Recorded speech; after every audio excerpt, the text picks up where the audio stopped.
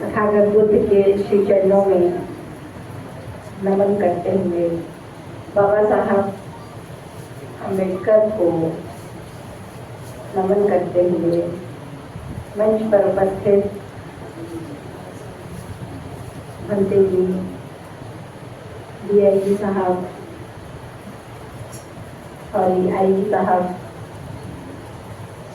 चंद्रा जी, ADM साहब और हमारे संचालक महोदय, सभागार में उपस्थित समस्त सुधी श्रोतागण, बहुत समय हो गया है और कुछ बचा भी नहीं है कि कुछ कहा जा सके।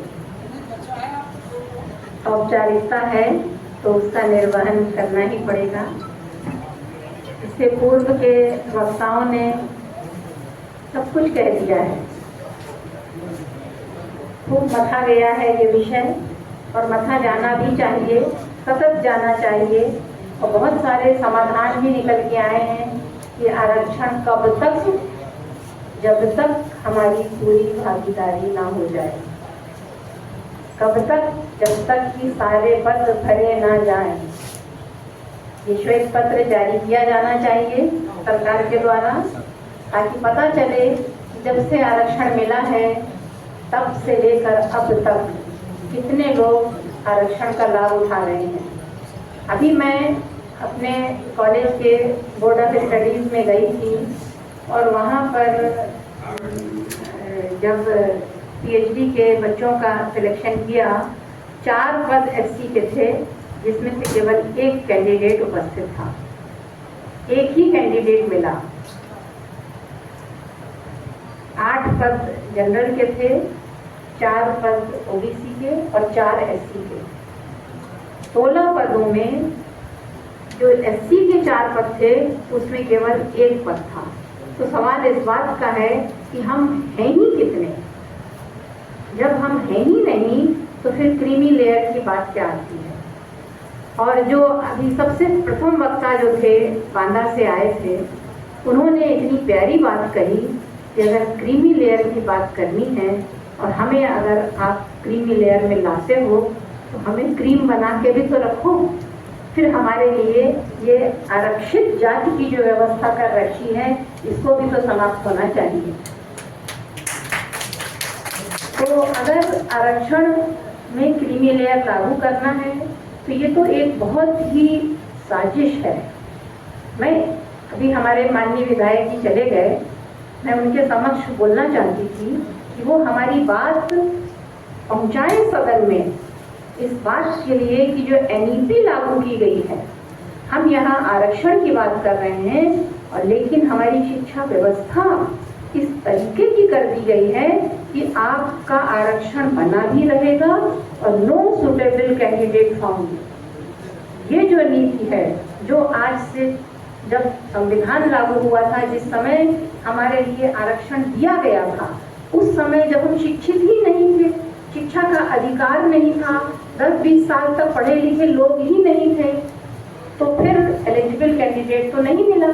अब जब शिक्षा है तो ऐसे विद्यालय नहीं है जहाँ पर सामान्य व्यक्ति जो सामान्य नौकरी कर रहा है वह उसमें पढ़ के उस बच्चे से कॉम्पिटिट कर सके जो कि प्राइवेट स्कूल में पढ़ रहा है, प्राइवेट कॉलेज में पढ़ रहा है, बड़ी बड़ी यूनिवर्सिटीज़ में पढ़ रहा है, कोचिंग ले रहा है।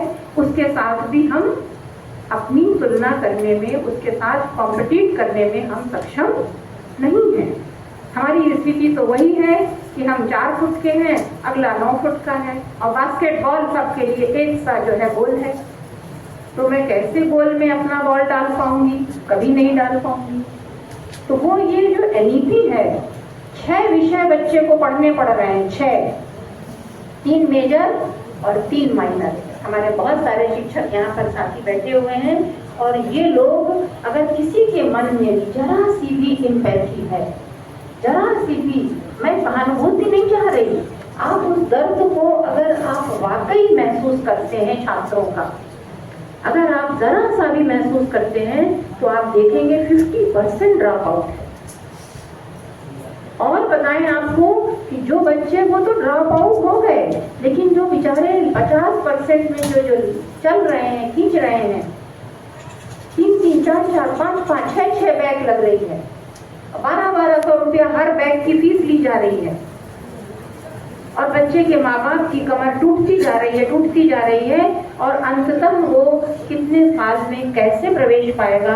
और ये भी बड़ी प्यारी एक व्यवस्था कर दी गई है कि बीए में अगर आप 4 सब्जेक्ट में बैक हो, कोई बात नहीं, आप एमए में एडमिशन ले लो और आप लेकिन इसी वर्ष अपना बीए को क्लियर कर लेना, चारों सब्जेक्ट जो आपके बैक के हैं, और एमए का एडमिशन आपका मान लिया जाएगा। यानी कि बच्चा एमए भी पढ़े और बीए के 4 बैक हैं उसको भी पढ़े, और फिर इसके बाद अगर वो बैक में फेल हो जाए तो एमए की पढ़ाई भी गई, बीए की भी गई, और आप जो है लड़ते संघर्ष करते आप इतने गिर गए कि फिर आपके पास कोई स्थिति बचने वाली है नहीं।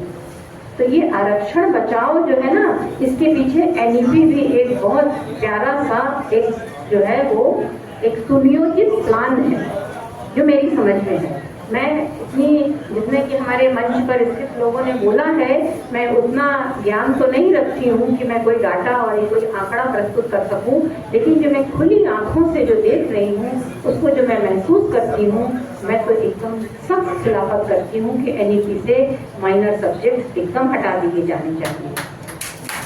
अगर माइनर रखना ही है तो ह्यूमन वैल्यूज का रखिए, संविधान का रखिए, कॉन्स्टिट्यूशन का रखिए, ऐसा रखिए जो जीवनोपयोगी है।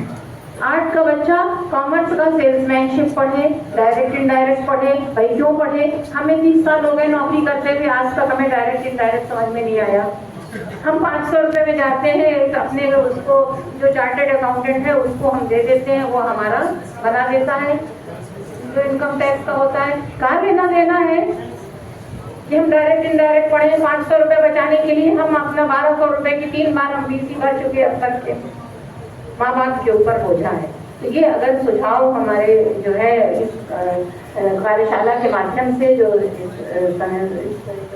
SC/ST टीचर्स वेलफेयर एसोसिएशन के जो अध्यक्ष हैं, मंत्री हैं, जो पदाधिकारी हैं, अगर इसको भी ये लेके पहुँचाएं तो भी एक जो है ये अच्छी जो है इसका परिणाम निकलेगा। ये तो एक बात अपनी कह रही हूँ, इशारा भी हो गया है। मैं यहाँ पर किसी एक कवि की कुछ पंक्तियाँ कोट करना चाहती हूँ कि रेडियो में, थोड़ा सा ध्यान दीजिए, रेडियो में बड़ी जोर से कमेंटेटर जो है वो अपनी कमेंट्री प्रसारित कर रहा है। तालियों की गड़गड़ाहट खूब सुनाई दे रही है, लेकिन जब हम मंच पे नजर डालते हैं तो तालियां तो बजी नहीं रही हैं। जब हम मंच पे नजर डालते हैं तो तालियां तो कौन बजा रहा है? तालियां बजाने वाले जो मंच में सजे हुए लोग हैं, वो तो इतनी ठंड है, ठिठुरन भरी सर्दी है, 26 जनवरी का जो गणतंत्र दिवस की जो परेड है उसमें जो मंच पे सुसज्जित लोग हैं वो तालियां तो नहीं बजा रहे हैं, उनके तो कोट में से हाथ ही नहीं निकाल पा रहे हैं क्योंकि सर्दी इतनी है, हाथ निकालने की हिम्मत नहीं है। तो फिर आखिर तालियां बजा कौन रहा है? तो जो दर्शक दीर्घा में जो बैठे नीचे फुटपाथ पे लोग हैं वो तालियां बजा रहे हैं। हमारा गणतंत्र के मालिक कौन हैं? हमारे गणतंत्र के मालिक वो हैं जिनके पास हाथ डालने के लिए कोट नहीं है, जिनके पास हाथ गर्म करने के लिए कोट नहीं है। और हमारा सिस्टम यही चाहता है कि आपके पास कोट ना हो और आप तालियां बजाते रहें और खुश होते रहें। इन्हीं शब्दों के साथ मैं अपनी बात समाप्त करती हूँ। बाबा साहब ने 26 जनवरी 1950 को एक बात कही थी। उन्होंने ये बात कही थी कि आज हम अंतर विरोधों के युग में प्रवेश करने जा रहे हैं। जिस दिन संविधान को उन्होंने देश को समर्पित किया था, उन्होंने कहा था कि हम अंतर विरोधों के युग में प्रवेश करने जा रहे हैं, जहां पर क्या होगा? राजनीति में तो समानता होगी, राजनीति में तो समता होगी, लेकिन सामाजिक जीवन में विषमता बराबर बनी रहेगी। जहां पर एक वोट एक व्यक्ति का अधिकार तो कायम होगा, लेकिन एक व्यक्ति, एक उसूल, एक मूल्य की कीमत को हम सतत लगाते रहेंगे। मित्रों, जब तक कि हम एक व्यक्ति, एक मूल्य की कीमत को नहीं स्वीकारेंगे, तब तक हम एक सशक्त राष्ट्र का निर्माण नहीं कर सकेंगे। और सशक्त राष्ट्र का निर्माण तभी हो सकता है जबकि उसमें 100% लोगों की भागीदारी हो, चाहे वो SC, OBC, जनरल जितने भी हों, वो उतने मापदंड के अनुसार में, अगर 15-85 की बात है तो 15-85 की ही भागीदारी हो, तभी एक सशक्त लोकतंत्र बनेगा। इन्हीं शब्दों के साथ पुनः बहुत बहुत धन्यवाद, बहुत बहुत धन्यवाद।